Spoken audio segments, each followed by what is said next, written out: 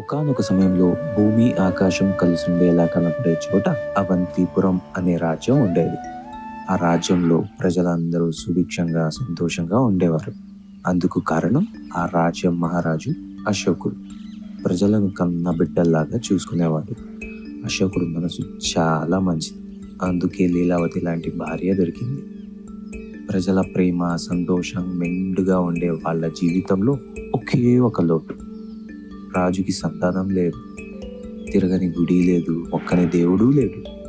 ఇలా జీవితం సాగిపోతుండగా ఏ దేవుడు వాళ్ళ మొర ఆలకించాడో తెలియదు, కానీ లీలావతి చక్కటి మగపిల్లవాడికి జన్మనిచ్చింది. రాజకుమారుడికి సురేంద్రుడు అని పేరు పెట్టారు. లేక పుట్టడం వల్ల లీలావతికి సురేంద్రుడిని గారాభంగా చూసుకునేది.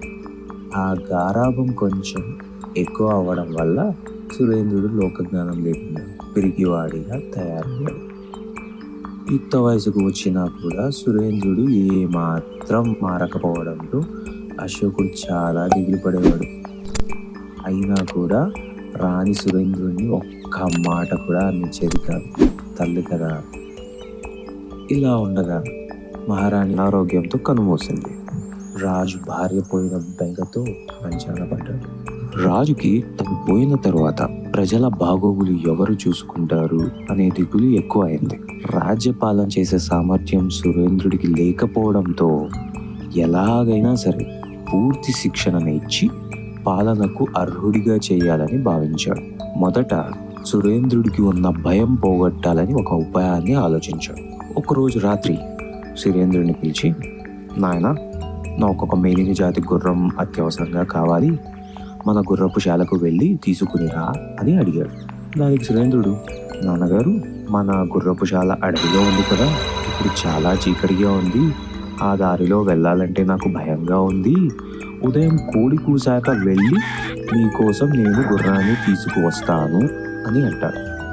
రాజు మాత్రం, ఇప్పుడు నాకు గుర్రం అవసరం, ఒకవేళ నువ్వు వెళ్ళే దారిలో భయం వేస్తే పులి వచ్చే పుట్రా వచ్చే అనుకుంటూ వెళ్ళు, నీకు ఏమీ కాదు అని చెప్పాడు. చేసేదేమీ లేక నిట్టూరుస్తూ భయంతో పులి వచ్చా పుట్రా వచ్చా పులి వచ్చా పుట్రా వచ్చా అనుకుంటూ సురేంద్రుడు అడవికి బయలుదేరాడు.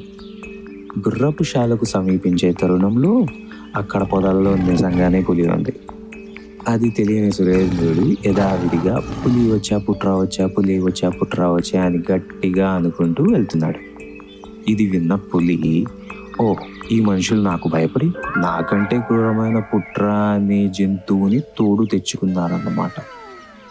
ఏది అయితేనేమి, ఇప్పుడు నేను ఎదురు పడకుండా దాగి ఉండడమే మంచిది అని అనుకున్నదే తడవుగా దగ్గరలో ఉన్న గుర్రపుశాలకు వెళ్ళి దాక్కుంది. ఇది తెలియని సురేంద్రుడు గుర్రపుశాలను చేరుకుని మేలైన గుర్రం కోసం వాటి చర్మాన్ని తడుముతూ వెళ్తున్నాడు. ఈ క్రమంలో పులి దగ్గరకు వచ్చి చర్మం మెత్తగా ఉండటంతో ఇదే నాన్నగారికి కావాల్సిన గుర్రం అని దానిపైన ఎక్కి కూర్చున్నాడు. అప్పటి వరకు పుట్ర అనే జంతువు భయంతో కూర్చున్న పులి రంకెలు వేస్తూ పరిగెట్టింది. సురేంద్రుడు కూడా అప్పుడు అర్థమైంది, తను చీకటిలో గుర్రం అనుకుని ఎక్కి కూర్చుంది పులి మీద అని.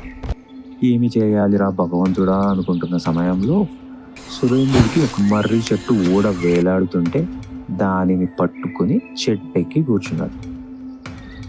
పులి మాత్రం భయంతో పరిగెడుతూనే ఉంది. దారిలో ఒక ఎలుగుబంటి పులిని చూసి, పులి బావా ఎందుకు ఇలా పరిగెడుతున్నావు, అసలు ఏమైంది అని అడుగుతుంది.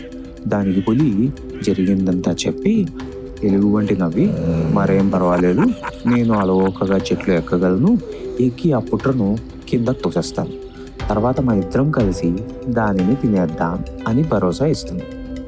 పులి భయంగానే దానికి ఒప్పుకుంటుంది. ఎలుగుబంటికి తలకిందులుగా చెట్టు ఎక్కడం అలవాటే. అలా ఎక్కుతున్నప్పుడు భయంతో చెట్టు మీద కూర్చున్న సురేంద్రుడు అదను చూసుకుని గాలితో ఒక్క తన్ను తన్నాడు. గిరిరాలు తిరుగుతూ అది కింద పడిపోయింది. అప్పుడు పులి ఎలుగుబంటి పుట్ర నిజంగానే క్రూర జంతువు అనుకుని వెర్రి పరుగులు పరిగెడతాడు. ఈ లోపల సురేంద్రుడు వెంటనే కిందకు దిగి దగ్గరలోనే పాడుపడిపోయి ఉన్న జూకి వెళ్ళి తాక్కున్నాడు. ఇలా ఎలుగుబంటి పులి పరిగెడుతూ ఉంటే వాళ్ళకి ఒక నక్క ఎదురైంది. ఏమైంది, ఎందుకు పరిగెడుతున్నారు అని నక్క అడిగితే జరిగిందంతా చెప్పాయి. అప్పుడు నక్క, సరే ఒక పని చేద్దాం, నాకు ఆ గుడి తలుపుకి ఉన్న కన్నంలో తోకను దూర్చి తలుపు తీయడం తెలుసు. చాలాసార్లు అలా నేను కొబ్బరి చిప్పలు దొంగిలించాను.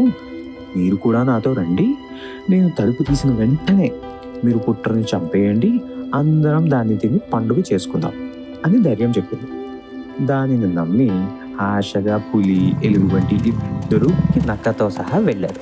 నక్క ఎప్పుడైతే కన్నంలోకి తోకని దూర్చిందో వెంటనే సురేంద్రుడు ఆ తోకని గట్టిగా పట్టుకొని నక్క ఎంత గింజుకున్నా వదలలేదు. దెబ్బకి నక్క తోక అక్కడే తెగిపోయింది.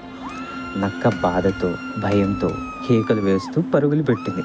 దానితో పాటునే పులి, ఎలుగు వంటివి కూడా పారిపోయాయి. అప్పుడు సురేంద్రుడు బతుకుడు జీవుడా అనుకుని ఊపిరి పీల్చుకొని నెమ్మదిగా గుర్రపుశాలకు చేరుకొని మంచి గుర్రాన్ని ఎక్కి రాజ్యానికి చేరుకున్నాడు. జరిగిందంతా రాజుకి చెప్పాడు.